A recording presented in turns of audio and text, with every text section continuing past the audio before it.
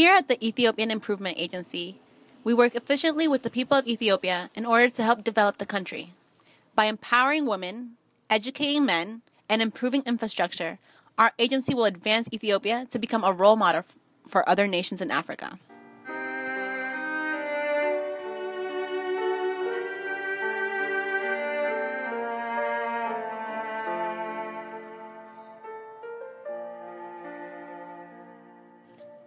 We divided our budget so that the $1 billion can be appropriately distributed.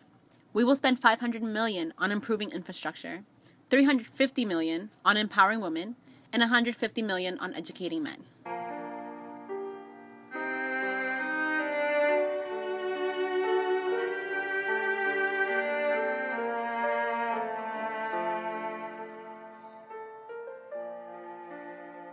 In Ethiopia include a high level of STDs due to rape being a common practice that is rarely punished, female genital mutilation, which increases transmission, and the fact that Ethiopian women have 7 kids on average, many of which receive STDs from their mothers.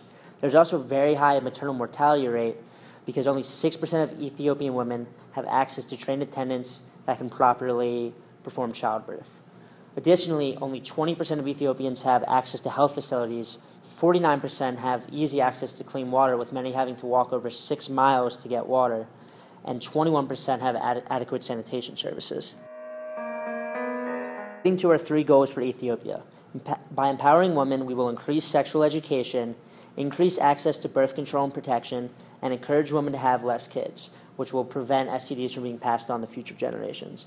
By educating men, we will eliminate harmful cultural traditions, such as the common practices of rape and female genital mutilation, through educating them on the harm of them.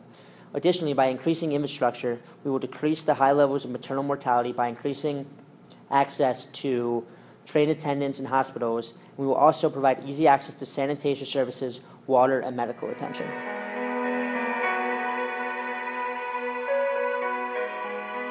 Women are dropping out of school before the age of 16 in order to start a family, as culture dictates.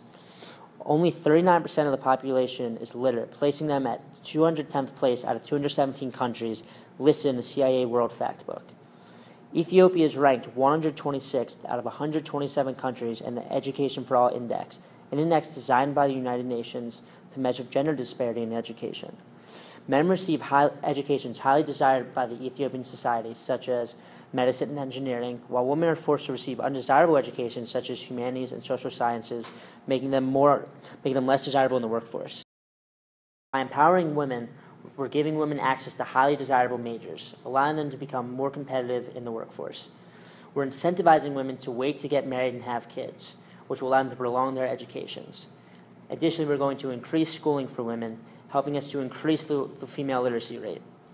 We're going to educate men by having men wait to marry women until after 16, which will allow women to prolong their educations.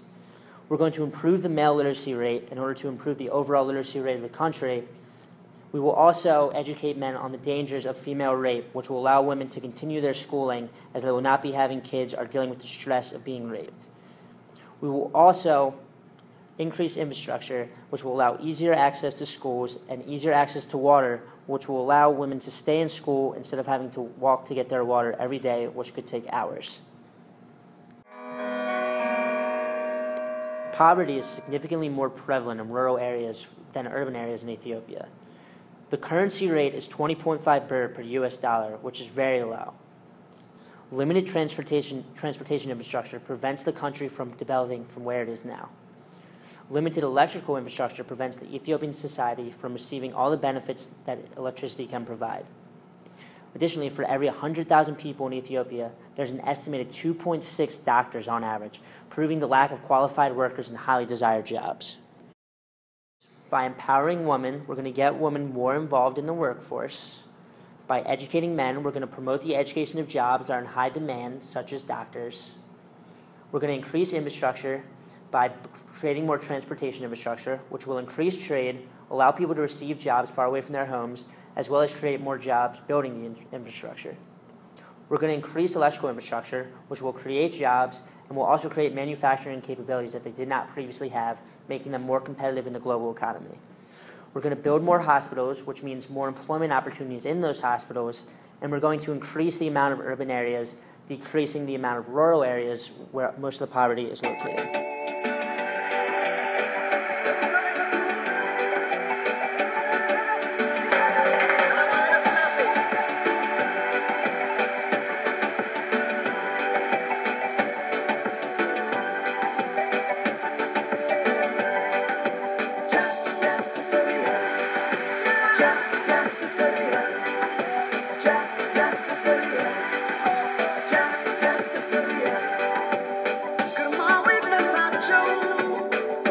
Saragana